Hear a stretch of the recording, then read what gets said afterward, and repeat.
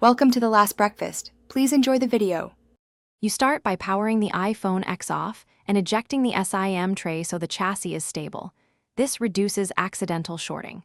Once done, remove the two pentalobe screws at the lightning port, then use a suction cup to separate the display adhesive. Lift gently because the display cable still connects.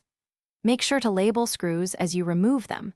Preventing mix-ups matters because several screws look similar but seat at different depths. Open the display like a book and hinge it to the right. You must avoid straining the flex cables.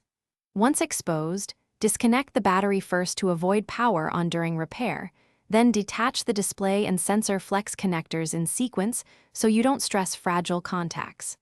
With connectors free, unscrew the small bracket over the front camera and sensor array. Then pry up the front camera assembly slowly. Note adhesive spots and guide tabs. Place the replacement front camera assembly into its slot, aligning pins and adhesive pads. Make sure the bracket sits flush and reinstall screws to their original positions. Reconnect the display and battery, then lower the screen just enough to test the camera in the camera app. This confirms focus and Face ID readiness before final sealing. If it doesn't work, power down, reopen, and reseat connectors while checking for bent pins or debris. That single reseat often resolves continuity issues. Thanks for watching. If this was helpful, leave a like and consider subscribing. See you next time.